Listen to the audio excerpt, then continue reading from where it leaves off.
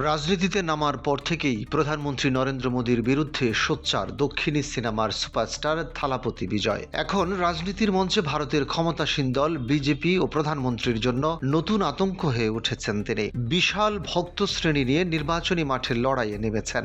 তামিলাগা ভেত্রী কাজাগাম বা টিভিকে নামে রাজনৈতিক দল তৈরি করেছেন থালাপতি। দলের প্রতীক হিসেবে পেয়েছেন বাঁশি।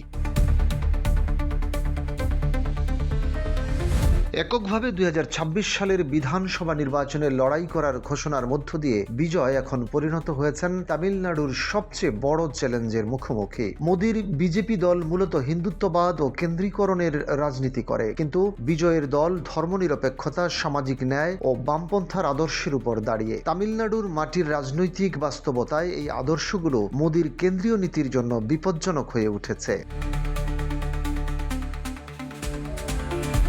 বিশেষ করে টিভিকের শক্তিশালী সাংগঠনিক কাঠামো এবং লাখো মানুষের সমর্থন মোদীর রাজনীতির বিরুদ্ধে নতুন শক্তি। রাজনীতির ময়দানে নেমে বিজয়ও মুখোমুখি হচ্ছেন অনেক জটিলতা আর কুটচালের। এমনকি তার সিনেমা নিয়েও মোদী ও তার জোটের অংশ ক্ষমতাসীন দলের নিয়ন্ত্রিত প্রশাসনের হেনস্থার শিকার হচ্ছেন নায়ক। তবে বিজয় তাতে দমে যাওয়ার পাত্র নন বলে জানিয়েছেন।